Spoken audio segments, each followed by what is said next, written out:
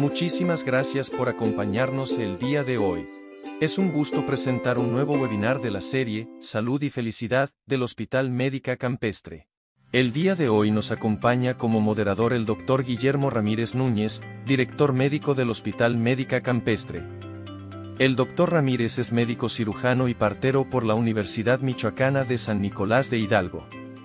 Tiene una especialidad en gestión hospitalaria por la European Business School, una maestría en administración de hospitales y servicios de salud por la Universidad Cuauhtémoc, y un doctorado en administración por la Universidad IEXPRO. Les damos la más cordial bienvenida. Comenzamos nuestro webinar. ¿Qué tal? ¿Cómo están? Muy buenas tardes. Bienvenidos a este jueves de webinar de la serie Salud y Felicidad que presenta el Hospital Médica Campestre. Pues con el gusto de saludarlos como cada jueves con un tema sumamente interesante. El día de hoy vamos a abordar cuándo debo hacerme una densitometría. Y pues para ello surgen algunos cuestionamientos como qué es la densitometría, a qué edad me la debo de realizar, es más común que se la hagan en mujeres, los hombres, quién me la debe de indicar, y pues bueno, son algunas de las interrogantes que el día de hoy vamos a contestar. De manera general, la densitometría es un examen que mide la densidad mineral ósea para evaluar la salud de los huesos. Se recomienda realizar densitometría ósea si se tiene algún factor de riesgo, como osteoporosis, edad avanzada, antecedentes familiares o ciertas condiciones médicas. También es recomendable realizar en mujeres posmenopáusicas y en hombres mayores de 50 años. Pero aquí, el más importante y sobre todo, ¿quién puede recomendarles quién debe hacerse una densitometría? Es su médico geriatra. Y para ello contamos con la participación del doctor Juan Carlos Viveros García. El doctor Juan Carlos Viveros es médico internista y médico geriatra y actualmente parte del staff del Hospital Médica Campestre y nos va a hablar sobre este tema tan importante, ¿cuándo debe de hacerme una densitometría? Doctor, ¿cómo está? Muy buenas tardes. Muchas gracias, doctor. Muchas gracias por la invitación y por aperturar el foro de discusión y de comunicación de un tema muy, muy importante que tiene una enorme carga de enfermedad como la osteoporosis y las fracturas y que tristemente todavía está en el gran olvido le llaman el Triángulo de las Bermudas, ¿no? Nadie pela la osteoporosis, es tierra de todos y de nadie hasta que se fractura la gente, ¿no? Y ahí sí volteamos hacia atrás. Así es. Y lo más importante, pues, es ver las medidas que podemos tomar para prevenirlas, doctor. Pues, bueno, una de ellas es la densitometría. Y, pues, bueno, lo escuchamos, doctor. Muchas gracias por aceptar la invitación. Muchas gracias. Adelante con la presentación. Gracias. Bueno, pues me presento nuevamente. Soy Juan Carlos Viveros, soy médico internista, geriatra y tengo un fellowship en ortogeriatría por parte del Hospital Universitario de La Paz en Madrid. Y pues soy miembro de la Asociación Mexicana de Metabolismo Óseo y Mineral, certificado por la parte de densitometría clínica y también por parte de la International Society of Clinical Densitometry, que se oye como medio fresa, pero la realidad es que es quien marca las pautas de densitometría clínica en el mundo. Así que, pues sin más, vamos a empezar con este tema de cuándo debo hacerme una densitometría. Aquí les pongo algunas de las sociedades que represento. En general, todas ellas son accesibles en el sitio web y tienen mucha información relevante para pacientes. Al final de la presentación les pondré algunos códigos QR que ustedes pueden escanear para accesar directamente a los sitios de interés. Y pues objetivos como académicos o educativos después del día de hoy, la intención es dar a conocer a la población en general y a los pacientes información básica de qué es la osteoporosis y sus consecuencias. Difundir como tal la utilidad de la densitometría para la detección oportuna de la osteoporosis y también considerar que una vez que está diagnosticada la osteoporosis y se inicia tratamiento, la utilidad en el seguimiento y monitoreo de la osteoporosis. Aquí estamos hablando de dos momentos en la historia de la enfermedad, una para el diagnóstico y otra para el seguimiento. Realmente saber si lo que estamos haciendo en temas de intervención está funcionando para disminuir el riesgo de fracturas, que a final de cuentas es lo que queremos evitar como consecuencia final de la osteoporosis. Hablaremos un poquito de estas diferentes situaciones. Primero, ¿qué es la osteoporosis y la sarcopenia? Que es un tema que está creciendo mucho en los últimos años y la densitometría es útil para sarcopenia también. ¿Qué es específicamente una densitometría y cuáles son las indicaciones para realizarse uno de estos estudios? Les voy a poner algunos ejemplos de densitometrías en algunas de las proyecciones más frecuentemente. Luego también de repente me preguntan temas de seguridad, ¿no? ¿Es seguro hacerme el estudio? ¿Tiene algún riesgo? Y cuáles son como las situaciones básicas para preparación de la densitometría y algunos mensajes para llevar a casa. Pues empecemos por la primera parte, o sea, definamos qué es osteoporosis, definamos qué es sarcopenia y lo que se llama carga de la enfermedad, que la carga de la enfermedad quiere decir por qué esta situación es importante. Pongamos un ejemplo muy sencillo, la diabetes es una enfermedad muy prevalente y muy frecuente y su carga de la enfermedad tiene que ver con infartos, con enfermedades vasculares cerebrales, con amputación, con ceguera. Entonces, la carga de la enfermedad quiere decir las consecuencias que genera esta enfermedad. Si definimos osteoporosis como tal, así desde el punto de vista etimológico, quiere decir hueso poroso. Pero a final de cuentas es una enfermedad sistémica, es decir, afecta a toda la economía, a todo el cuerpo y todos los huesos, van perdiendo su fuerza, su resistencia a los traumatismos e incrementan el riesgo de fracturas, particularmente con traumatismos de baja energía. Cuando decimos traumatismos de baja energía, si yo me caigo de mi propia altura de la silla, con una resistencia ósea adecuada, no deberíamos tener una fractura. Si tengo un traumatismo de alta energía, como una volcadura en un accidente automovilístico o una caída de muchos metros, pues es entendible que tengamos una fractura, pero no debería haber fracturas con traumas de baja energía y eso se llaman fracturas por fragilidad ósea. Y la otra enfermedad que nos permite definir y diagnosticar la densitometría es la sarcopenia, que la sarcopenia, espero que cada vez empecemos a hablar un poquito más de ella porque es muy común y la gente lo podemos diagnosticar de ver a una persona con una masa muscular baja, pero a final de cuentas se define como una pérdida de la masa y la fuerza muscular con impacto en la función física, es decir, con impacto en la movilidad y en el desempeño de las actividades de la vida diaria. El paciente tiene dificultad para subir escaleras, para levantarse de una silla, para trasladarse de la cama al baño debido a una baja masa muscular. Y es mucho más frecuente, evidentemente, en personas mayores. ¿Por qué es importante la osteoporosis? Pues bueno, vean, a nivel mundial hay 8.9 millones de fracturas anuales. Si ustedes cuentan 3 segundos, 1, 2, 3, hay una fractura por fragilidad. Y así eso a nivel mundial. Una de cada 3 mujeres y uno de cada 5 hombres en el mundo tendrán una fractura por osteoporosis a lo largo de su vida por después de los 50 años. Y pues con el advenimiento de la transición epidemiológica, mayor número de años que viven las personas, pues cada vez habrá más pacientes mayores y por consecuencia mayor número de fracturas. Habrá un incremento de más de 300% de fractura de cadera y más de 240 entre el 1990 y el 2050. Todas las regiones del mundo están enfrentándose a este crecimiento poblacional, pero particularmente Asia y América Latina son quienes tienen un mayor crecimiento. Europa, esta transición demográfica la vivió hace unos 20 o 30 años. Estamos ahorita nosotros enfrentándonos a esta parte, ¿no? Vean cómo se prevé, por ejemplo, que el número de fracturas de cadera se va a incrementar 84% en Brasil. Asia, pues va a haber un incremento de un 50% de las fracturas de cadera. Y pues hay casi más de 1 millón de casos en el 2050 previstos para China. Esos números que publica la International Osteoporosis Foundation son accesibles para todo el mundo, pero la realidad es que son datos alarmantes.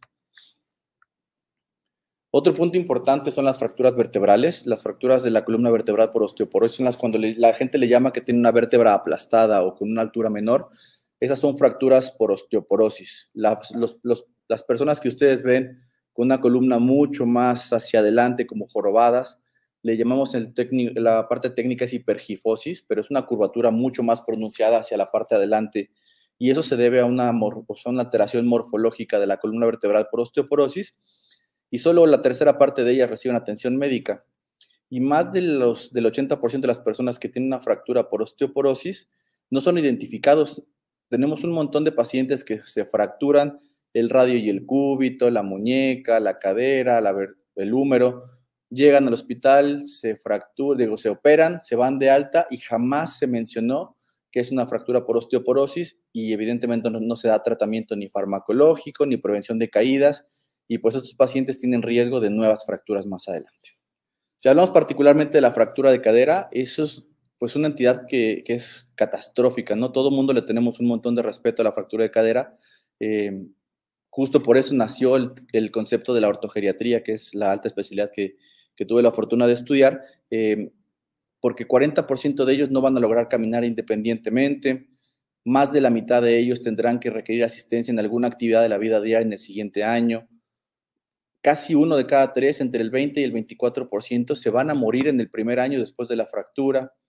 Y pues en lugares donde hay disponibilidad de unidades de larga estancia, como normalmente llaman asilos de ancianos, o pues sí, el nombre correcto son unidades de larga estancia o residencias, 1 de cada 3 de los pacientes que se fracturan la cadera van a acabar en una unidad de larga estancia.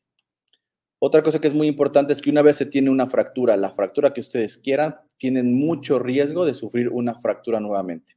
50% de los pacientes con fracturas osteoporóticas tendrán otra fractura si no hacemos algo al respecto.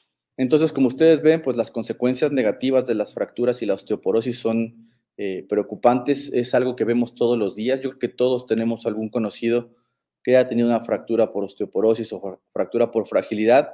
Y si les preguntamos, pues son muy poquitos de ellos están conscientes que es una fractura por osteoporosis. Pues ahora sí entremos en materia después de este pequeño preámbulo de la carga de la enfermedad y hablemos de qué es la densitometría y cuándo voy a hacer una densitometría, o el concepto técnico que es cuáles son las indicaciones. ¿Qué es específicamente una densitometría? El nombre técnico se llama absorbimetría dual de rayos X. Es un técnico de radiografía especial a dosis muy, muy bajas que se proyectan de forma dual los haces del rayo, y a través de un software interpretan la densidad mineral de los huesos, que se permite cuantificar en gramos por centímetro cuadrado.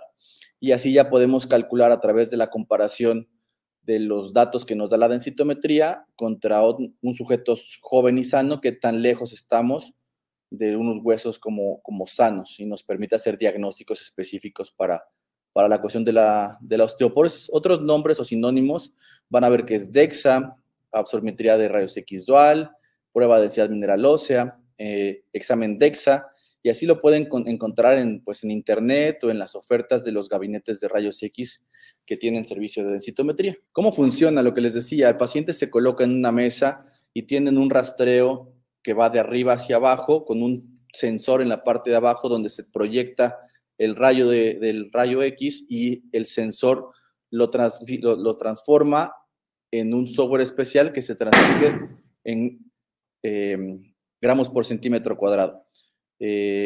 A final de cuentas, eso posteriormente nos presenta unas tablas que ya son una cuestión muy técnica, pero lo que sí es muy fácil de ver es este semáforo. El paciente, donde están ustedes el puntito rojo cerca del amarillo, pues ahí de forma como muy gráfica, un semáforo nos permite saber qué tan alto es el riesgo del paciente en base a la densidad que encontramos en la proyección que vayamos a hacer. Y cuando digo la proyección, les digo porque podemos hacer proyecciones de radio, de cadera, de columna lumbar, se puede hacer una morfometría completa de toda la columna vertebral y, como les mencionaré más adelante, un análisis de la composición corporal para ver cuánta grasa y masa muscular tenemos en el paciente. Ahora, ¿cuándo se tiene que hacer una densitometría? Específicamente se hace como una prueba de tamizaje, es decir, una prueba de detección, aunque no tengamos el diagnóstico. Tengo sospecha, tengo factores de riesgo, o simplemente me meto en temas de medicina preventiva. Antes de tener un diagnóstico de osteoporosis, se tiene que hacer. Ahora, ya tengo diagnóstico de osteoporosis, ya tengo tratamiento farmacológico, o peor aún, lo abandoné y quiero saber en dónde estoy. El monitoreo después del diagnóstico también nos sirve.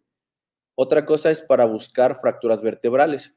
Como les decíamos hace ratito, más de la mitad de las fracturas vertebrales están no diagnosticadas, son silenciosas, ocultas, y únicamente vemos que las personas se ponen más jorobadas o hipergifóticas, o pierden estatura, o tienen dolor lumbar, y realmente nunca se diagnosticó que tienen una fractura vertebral. Y por último, lo que les decía, que es el análisis de la composición corporal para el diagnóstico de sarcopenia o de una disminución en la masa muscular. Esa es la sociedad internacional que marca las pautas para las indicaciones de una densitometría, y tiene una serie de publicaciones científicas que nos marcan a nosotros los médicos la pauta decir quién sí, quién no y cuándo se tiene que hacer un estudio densitométrico.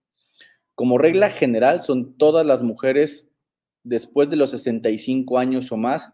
Sin embargo, la práctica común es que en cuanto llega la menopausia o el síndrome climatérico, se empieza el abordaje de salud ósea por parte de ginecología. Es muy frecuente que los ginecólogos, una vez que cesa el periodo menstrual del ciclo menstrual, mandan a hacer densitometría. Ahora, todas las mujeres de 65 años o menos, si tienen baja peso, un índice de masa corporal de menos de 20, han tenido una fractura por fragilidad, y lo que les decía, la definición de fractura por fragilidad es una fractura después de un traumatismo de baja energía. Es decir, me caí de mi propia altura o de un nivel inferior como la silla o la cama. Uso de medicamentos de alto riesgo para la osteoporosis, que les mencionaré un poquito más adelante, pero la reina de las culpables de osteoporosis secundaria medicamentos es la cortisona o los glucocorticoides, como es el nombre correcto. Y algunas enfermedades asociadas a la osteoporosis. La diabetes es una enfermedad asociada a osteoporosis, entonces si ustedes son diabéticos y tienen más de 50 años, lo más recomendable es buscar osteoporosis a través de una densitometría. Mujeres en la perimenopausia con las mismas condiciones que la viñeta anterior, es decir, una mujer entre los 50 y 60 años que esté después del síndrome climatérico, que tenga las condiciones que acabamos de mencionar. Cualquier persona que tenga una fractura por fragilidad, no importa la edad que tenga, se debe hacer una densitometría. En el caso de los hombres, cuando es más de 70 años, aquí quiero hacer una pequeña pausa porque se tiene la idea de que la osteoporosis afecta únicamente a las mujeres, e inclusive el concepto de osteoporosis posmenopáusica, pues te hace pensar que es nada más una entidad que afecta a las mujeres. Sin embargo, pues 1 de cada 5 hombres tendrá una fractura por fragilidad y osteoporosis, ¿no? Entonces tampoco es un número menor que deberíamos de ignorar, y los hombres se hacen mucho menos densitometría que las mujeres. Hombres de menos de 70 años que tienen las mismas condiciones que hablamos recientemente, bajo peso, índice de masa corporal menos de 20, fracturas por fragilidad, los mismos medicamentos y las enfermedades. Otro que es muy importante es el tabaquismo.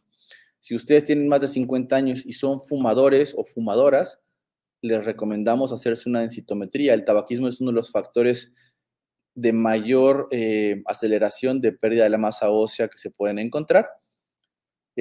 Otra cosa es el FRAX. El FRAX es una página web, un sistema que es un algoritmo que ustedes pueden calcular el riesgo que tienen de fracturas por fragilidad. Si ustedes en Google le ponen FRAX osteoporosis, les va a aparecer un sitio web donde ustedes ponen sus antecedentes, si son su edad, su peso, si son mexicanos o de algún otro país, porque se puede hacer por países, y les predice el riesgo que tienen ustedes como individuos de una fractura por fragilidad y fractura de cadera en los siguientes 10 años. Otra cosa, cualquier paciente que esté sometido a tratamiento farmacológico, es decir, yo ya tengo diagnóstico de osteoporosis, me están dando un medicamento para osteoporosis y dentro de un año después del medicamento quiero ver dónde estoy, si está sirviendo o no está sirviendo, si estoy ganando densidad mineral ósea y si estoy disminuyendo mi riesgo de fracturas, o cualquier paciente que haya abandonado el tratamiento farmacológico, ¿no? Les mencionaba yo recientemente de algunos medicamentos que son de alto riesgo para desarrollar osteoporosis. Los corticosteroides son el rey o la reina de las causantes de osteoporosis secundaria a medicamentos. El nombre comercial no lo voy a decir por temas obvios, pero las sustancias prednisona y deflazacort son los ejemplos. Algunos anticonvulsivos como la fenitoína o el DFH le llaman también pueden causar osteoporosis. Medicamentos para la diabetes como la pioglitazona y la rosiglitazona pueden causar también osteoporosis. Los pacientes que tienen cáncer de próstata y tienen bloqueos androgénicos o de las hormonas sexuales masculinas que reciben bicalutamida o el Leuprolide, una inyección trimestral que se pone para bloquear el eje androgénico, pueden causar también osteoporosis. Y algunos medicamentos que se usan para cáncer de mama como el anastrozol, que el nombre es inhibidores de la aromatasa, que es una cuestión muy técnica, pero si ustedes ubican dentro de esta lista que estamos poniendo medicamentos que han ustedes consumido o algún familiar, probablemente tengan riesgo de osteoporosis y no lo sepan, y valga la pena hacer una prueba de detección como una densitometría. Algunas enfermedades también que se asocian a disminución de la densidad ósea o de osteoporosis. Si ustedes tienen hipo o hipertiroidismo, diabetes, enfermedades autoinmunes como el lupus, la artritis reumatoide, espondilitis, que por la misma enfermedad y por el tratamiento que frecuentemente reciben cortisona, es muy frecuente que esos pacientes también tengan osteoporosis. Pacientes con cáncer activo o sobrevivientes del cáncer también suelen tener una disminución de la masa ósea, particularmente cáncer de próstata. Pacientes en cirugía de obesidad, y esta es una de las excepciones que mencionamos hace ratito en el tema de la edad, los pacientes que son sometidos a cirugía de bypass, manga gástrica y demás, pueden tener una descalcificación acelerada, sobre todo si no llevan una correcta sustitución o suplementación de los déficits que se asocian a la cirugía de obesidad, y ahí es donde entra la parte del equipo multidisciplinario, ¿no? Si ustedes son pacientes que fueron sometidos a bypass gástrico, cirugía de obesidad, no dejen de asistir a sus acompañamientos por el equipo profesional porque pueden tener complicaciones. Pacientes con tabaquismo y con enfermedad pulmonar, ya sea enfisema pulmonar o bronquitis crónica, historial de litiasis en el riñón, las piedras en el riñón de calcio frecuentemente, sobre todo cuando tienen más de 2 eventos, pueden asociarse a osteoporosis. Los pacientes que tienen baja vitamina D o enfermedades en la paratiroides, que las paratiroides son unas glándulas pequeñas que tenemos en el cuello, son 4 glándulas que están muy cerquita de la glándula tiroides y que controlan el metabolismo del calcio. Otras modalidades de densitometría es para particularmente pacientes buscando fracturas vertebrales. Se llama análisis de fracturas vertebrales para cualquier mujer de más de 70 años u hombre de 80 años. La verdad es que esto ya es un poco más técnico y normalmente lo piden los médicos que se dedican a la osteoporosis. Es más raro que a los centros densitométricos les pidan este estudio, a menos que se esté sospechando particularmente una fractura vertebral o se tenga cualquiera de estas 4 cosas. Más de 70 años en mujeres y más de 80 años en hombres, que hayan perdido más de 4 centímetros de estatura, que tengan historial de fracturas vertebrales documentadas o que hayan usado cortisona por más de, aquí me equivoqué, no son 3 años, son 3 meses, deben de ser buscadas de forma intencional fracturas vertebrales. Y por último, los análisis de composición corporal. Estos análisis, el software de la densitometría te permite hacer un análisis completo del paciente para medir la masa muscular por segmentos corporales, brazos, piernas, tronco, y te permite como saber si el paciente tiene sarcopenia asociado a la altura y a otras relaciones y cuánto tiene de grasa. Y otro punto importante es la relación entre la zona androide y ginecoide, que parece como muy técnico, pero tiene que ver con la cadera y el abdomen y nos permite predecir el riesgo cardiovascular. Si yo tengo una zona del abdomen una mayor proporción de grasa en el abdomen que en la zona de la cadera, es más probable que tengamos grasa visceral y un riesgo cardiovascular más alto. Les puse unos pequeños ejemplos de estudios densitométricos para que vean más o menos qué es lo que tiene que evaluar tanto el técnico densitometrista como el médico que interpreta la densidad.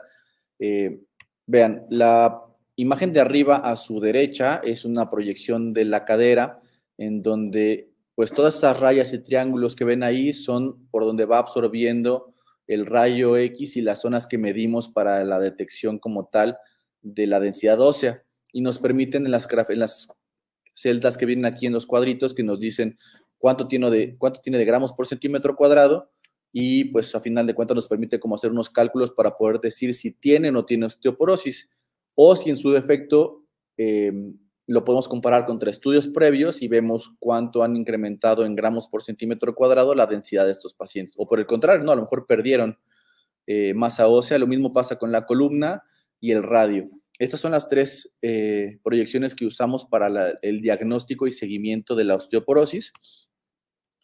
Y aquí en la siguiente les puse los análisis de composición corporal, lo que les decía hace ratito, que nos permite ver masa ósea, masa grasa, masa magra, y es saber si el paciente tiene o no tiene sarcopenia y su porcentaje de grasa y de músculo. Y la del lado derecho son la búsqueda de fracturas vertebrales. Si ustedes ven las primeras vértebras justo donde se empieza como a doblar la columna, ahí hay una zona donde dice cuña pronunciada, es una fractura vertebral. La vértebra está en posición literalmente de cuña y eso es por aplastamiento y pues una fractura a final de cuentas por osteoporosis. Por último, antes de pasar los mensajes a llevar a casa, pues las cuestiones de la seguridad y el riesgo siempre es algo que a todos nos interesa y evidentemente nadie quiere ser sometido a un estudio o a un procedimiento que sea de muy alto riesgo y en donde este riesgo rebase los beneficios. Crean y tengan por seguro que la mayoría o prácticamente todos los médicos difícilmente van a proponer un estudio o un procedimiento que el beneficio no rebase los riesgos.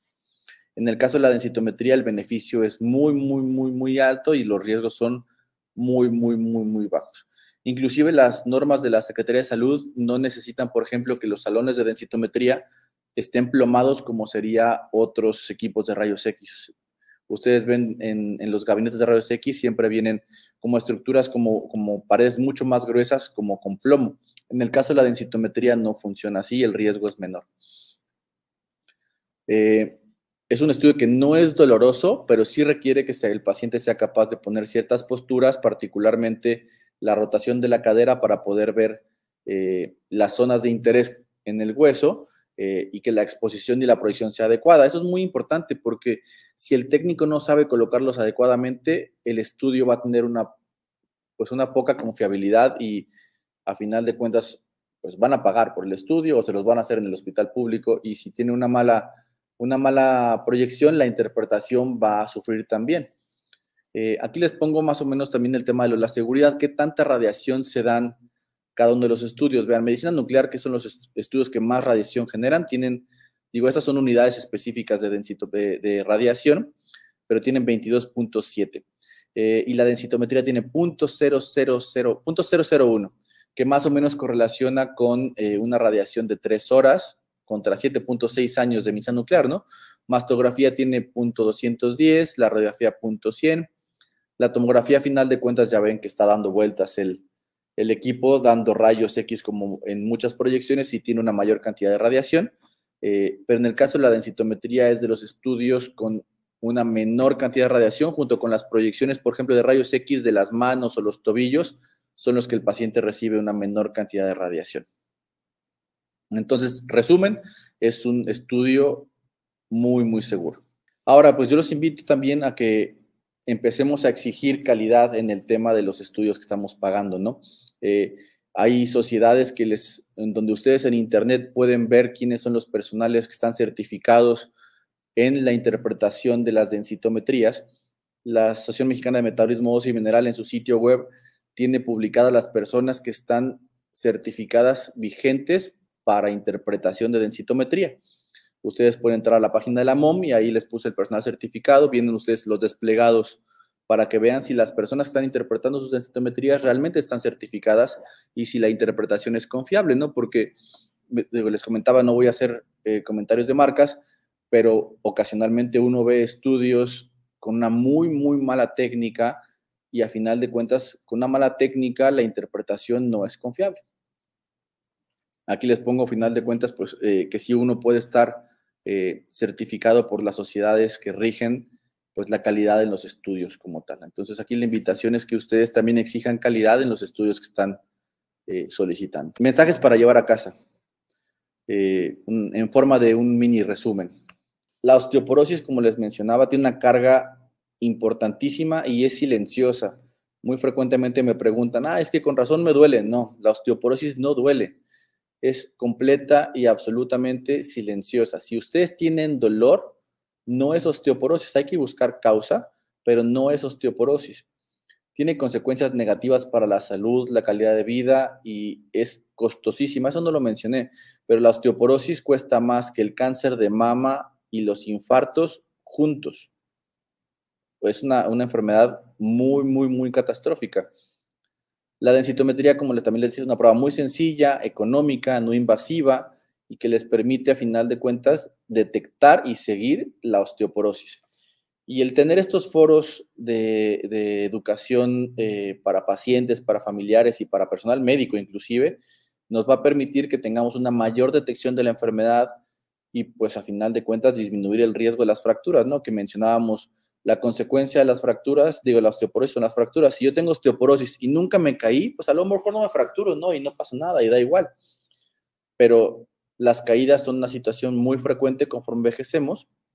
Y si tengo caídas y aparte tengo osteoporosis y no trato ni las caídas ni la osteoporosis, es una bomba de tiempo para tener fracturas. Así que, pues, muchísimas gracias. Les pongo aquí unos códigos QR para sitios de interés. El del lado derecho es una asociación civil que se llama Osteoporosis México. Les permite, tienen mucha información para pacientes. El otro es la International Osteoporosis Foundation, que también tiene información para pacientes, y la realidad es que es quien nos marca a nosotros, los que nos dedicamos a la osteoporosis, la pauta de la epidemiología, los números y las tendencias. Y en el código QR del lado derecho, que estamos tapando, es el QR para el WhatsApp de mi consultorio. Muy bien, doctor. Muchísimas gracias. Ahorita vemos la posibilidad de darle otro enfoque a ese QR. Doctor, algunas preguntas que nos han estado haciendo las personas que nos siguen a través de este webinar, y justamente que, si me permite, voy a realizarle. La primera nos pregunta María: si detectan osteopenia, ¿qué debemos de hacer, doctor? Ok. Es algo parecido a lo que sucede cuando nos dicen que tenemos prediabetes, ¿no? El paciente que tiene prediabetes tendría que hacer cambios en su estilo de vida para evitar convertirse en diabéticos. Y yo le digo a la gente, si tienes prediabetes, compórtate como diabético para que no te vuelvas diabético. En el tema de la osteopenia, es un riesgo intermedio de fracturas, o sea, a su final de cuentas ya hay cierta descalcificación ósea y el riesgo de fracturas está incrementado. Entonces, lo primero es buscar por qué el paciente tiene osteopenia. Hay una batería de estudios que tenemos que descartar para ver si hay algo reversible o tratable. Y después es dar tratamiento farmacológico y no farmacológico. Prevención de caídas, estimulación del sol para activar la vitamina D, ejercicios de resistencia muscular, corrección visual y tratamiento casi siempre con calcio y vitamina D. Muy bien, y evidentemente doctor, seguirlo, porque el paciente que tiene osteopenia, si yo no lo sigo con el tiempo, la densitometría en 1 o 2 años, no nos daremos cuenta si progresó a osteoporosis. Correcto. Muchas gracias, doctor. De hecho, esa era la siguiente pregunta. ¿Cómo adquirimos la vitamina D? Ok, la vitamina D, en el 90 y tantos % de lo que nosotros convertimos o tenemos de vitamina D en la economía o en nuestro cuerpo, es a través de la exposición a la luz natural. El ser humano en los últimos 500 años se ha vuelto un animal de interiores, y entonces la prevalencia y la incidencia de deficiencia de vitamina D es altísima, y eso tiene mucho impacto en la osteoporosis, tanto en el tratamiento como en el fracaso. Entonces, idealmente tendríamos que exponernos entre 15 minutos y media hora al sol, pues con cuello corto, sin mangas y sin bloqueador del cuello para abajo. Yo le digo a los pacientes, y me van a decir de cosas los dermatólogos, que se expongan un rato al sol, que se pongan lente oscuro, gorro y bloqueador en la cara, pero que traten de exponerse los brazos y el cuello y el tórax. Y quizás la forma más sencilla de hacerlo y más segura es la suplementación. O sea, ya hay un montón de marcas en el mercado para suplementar la vitamina D, desde dosis bajititas de 400 hasta 100,000 unidades al mes. Muy bien, doctor. Muchas gracias. Nos pregunta Liliana, doctor, ¿la osteoporosis es hereditaria? Ok, no es una situación propiamente hereditaria como otras enfermedades cromosómicas o de este tipo, pero sí incrementa mucho el riesgo el tener un familiar en primera línea con osteoporosis o con historial de fractura de cadera. De hecho, inclusive si ustedes, como les decía, se meten a la página de FRAX, es FRAX, uno de los factores de riesgo que mencionan ahí cuando le ponen como las pestañitas es si su papá o su mamá se rompieron la cadera. Entonces, si mi madre o mi padre tuvieron osteoporosis, no quiere decir que yo lo voy a tener así de sí o sí, pero sí incrementa el riesgo, y pues a final de cuentas, si tengo un familiar en primera línea con osteoporosis, pues hay que buscarlo pues lo más temprano posible en la vida, ¿no? Claro. Doctor, ¿existen alimentos que nos pueden ayudar a prevenir o mejorar el grado de osteoporosis? Ok, me encantaría decirles que sí, pero la realidad es que los alimentos por sí mismos no tienen un poder tan importante como para ser un cambiador de la enfermedad. Sin embargo, si no tenemos una ingesta adecuada de calcio, hay mucho riesgo de fracaso terapéutico o que el tratamiento como tal no funcione. Aquí los voy a invitar a una calculadora de calcio que es muy interesante. Ustedes se meten en la página de la International Osteoporosis Foundation, que les puse el QR justo en la diapositiva anterior, y ahí viene una calculadora de calcio. Entonces tú dices, bueno, yo consumo tantas tortillas, tantos lácteos, tanto así, y te permite saber más o menos un estimado de tu ingesta de calcio semanal. Si ustedes están consumiendo menos de 1000 miligramos de calcio a la semana, su dieta está mal suplementada y se incrementa el riesgo de que tengamos este problema. Muy bien, muchas gracias. Nos pregunta Jaime, ¿es recomendable tomar vitamina K2 más D3? Gracias. Mire, la vitamina K como tal no juega realmente nada en el papel de la salud ósea. La vitamina D, me voy a aventurar a decir que sí, que la mayoría de nosotros tenemos riesgo de tener vitamina D baja, pero la invitación más bien sería que se acerquen con su profesional de la salud y la midan. Hace 10 años que empezamos a hacer esto, la vitamina D era muy costosa, no se hacía prácticamente en ningún laboratorio, pero hoy ya está muy fácil de hacerse y cuesta, pues digo, depende del laboratorio, pero menos de 500 pesos la mayoría de las veces. Hay pruebas, lugares donde se hacen en 250 pesos y te permite saber en dónde estás parado. Si tú crees, o sea, si tienes una vitamina D, voy a poner un ejemplo, de 8 o de 10, seguro necesitas suplementación y a dosis muy altas, pero si estás muy cerquita del 40, que es como nuestro valor de meta, a lo mejor no necesitas una dosis tan alta. O sea, como para aterrizar la respuesta, dicen depende del sapo es la pedrada. Hay que medirla, acercarse con su médico y decidir cuál es la dosis óptima para ustedes.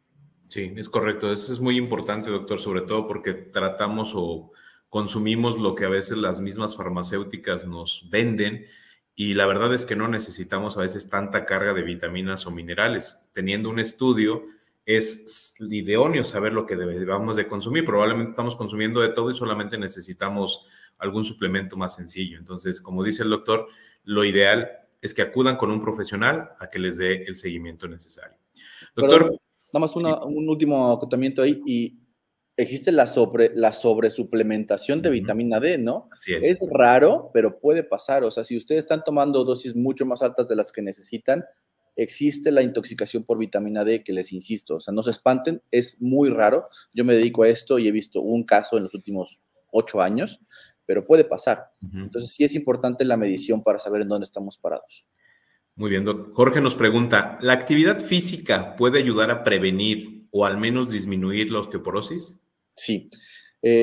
Hay una frase muy, muy bonita que me gusta en el mundo de la osteoporosis, que dicen que la osteoporosis es una enfermedad pediátrica con consecuencias geriátricas. Si ustedes ven la historia de la vida de una persona, el crecimiento y la osificación y la ganancia de masa ósea se da en los primeros años de vida, alcanza su pico máximo entre los 20 y los 30 años y después empieza su descenso.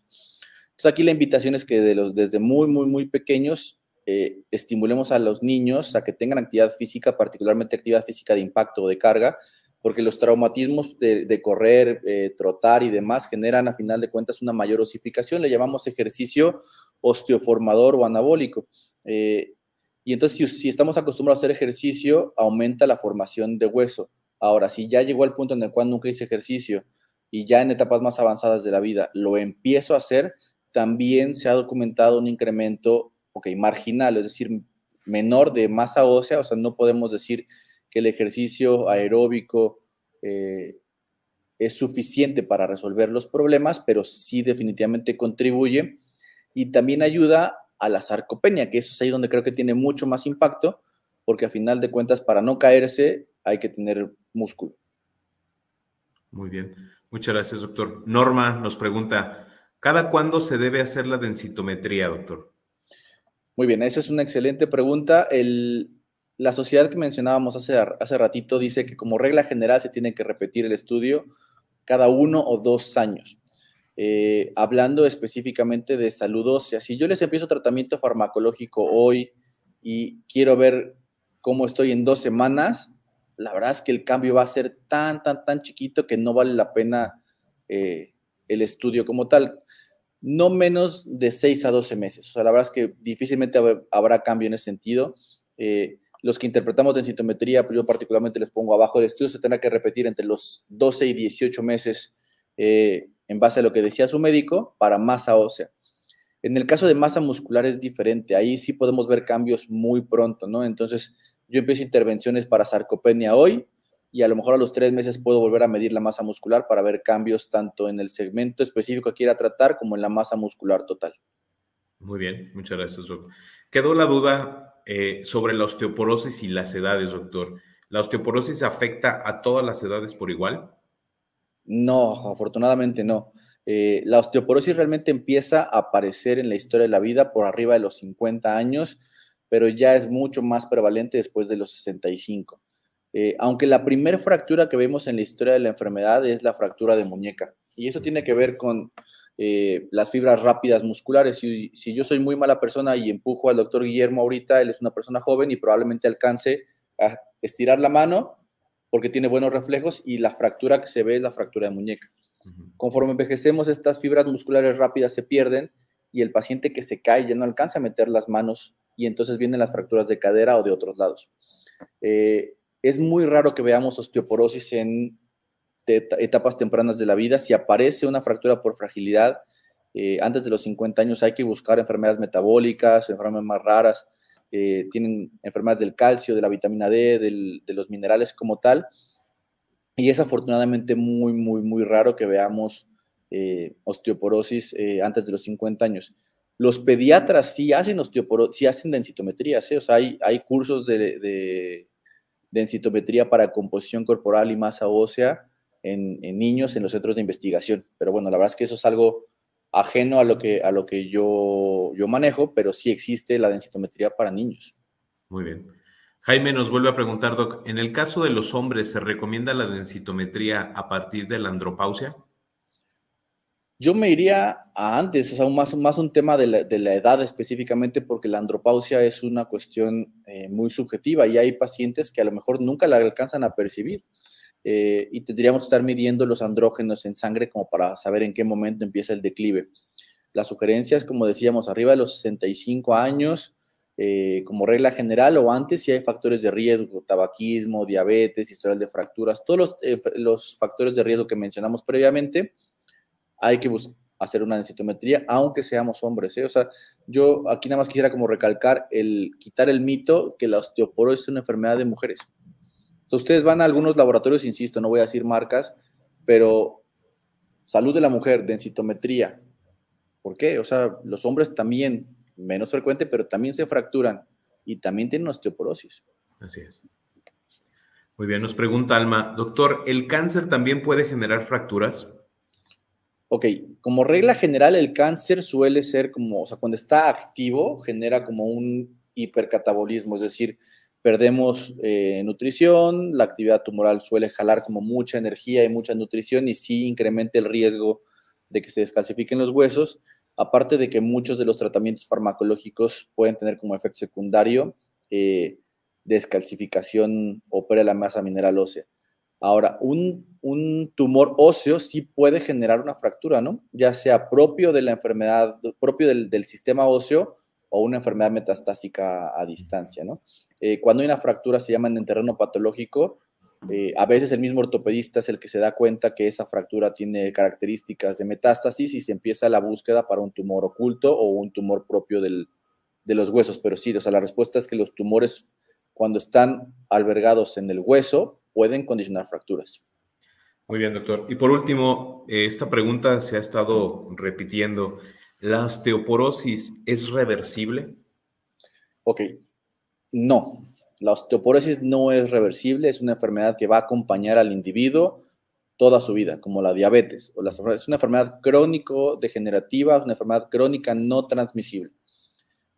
Va a acompañar a la persona toda la vida, pero lo que tenemos que hacer es disminuir el riesgo de fractura, que eso sí nos permite como mejorar o revertir, por ejemplo, si estoy en un score rojo, por ejemplo, de alto riesgo, con tratamiento farmacológico puede ser que llegue al amarillo, y si además doy tratamientos para masa ósea, prevención de caídas, corrección oftalmológica, reeducación de la marcha, corrección de los zapatos y demás, puede ser que disminuyamos el riesgo de fracturas. Aquí el mensaje aquí más importante es, hay que tratar el riesgo de fractura, no nada más el semáforo, ¿no? Si estoy en verde, quiero pasar en amarillo, pero nunca corregí la catarata del paciente, pues se va a caer y se va a fracturar.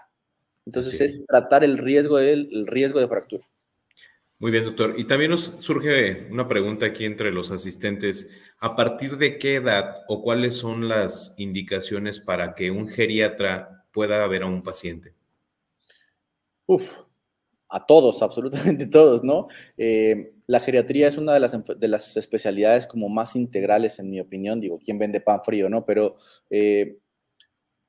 es, en mi opinión, el integrador por excelencia, ¿no? Entonces, a partir de los 65 años, si ustedes son adultos mayores, robustos, enteros, independientes, con una súper buena masa muscular y demás, vayan al geriatra para que se mantengan así. Si ya aparecieron síndromes geriátricos, si ya tienen alteraciones en la movilidad, o ya tienen muchos medicamentos, o ya perdieron masa muscular, vayan al geriatra porque es la mejor forma, en mi opinión, de recuperar la independencia, mejorar la calidad de vida y meterse en medicina preventiva.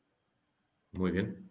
Pues doctor, muchísimas gracias. ¿Dónde lo podemos encontrar para una cita y seguimiento para nuestros pacientes? Estoy en la torre 3 de Médica Campestre, en el consultorio 301. Ahí está. Es el número fijo del consultorio en el tercer piso. Muy bien, doctor. Pues muchísimas gracias, doctor. Hemos contado ya con su participación en otros webinars, siempre han sido muy interesantes y más que nada agradecerle su tiempo y sobre todo el haber aceptado la invitación a este webinar. A nombre del Hospital Médica Campestre le vamos a hacer llegar el presente reconocimiento pues por su valiosa participación el día de hoy, doctor. Muchísimas gracias. Muchísimas gracias a ustedes y pues sí, la invitación de empezar a poner en la mesa de discusión de los médicos, no médicos y de las familias el fin de semana, que la osteoporosis es una enfermedad importante. Muchas gracias. Muy bien. Muchísimas gracias, doctor. Y pues también les agradezco a todos ustedes que nos siguen a través de esta plataforma, como cada jueves, y les recuerdo que en el apartado de folletos podrán descargar la revista Salud y Felicidad, que justamente está dedicada a los pequeños en conmemoración de este 30 de abril, Día del Niño, y pues justamente trae algunos temas de mucho interés para nosotros, nuestros familiares y justamente para nuestros niños.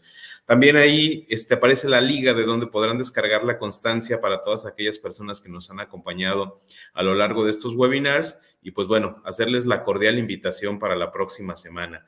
La próxima semana se conmemora el Día Internacional del Asma y es importante que conozcamos el diagnóstico y el tratamiento de esta enfermedad.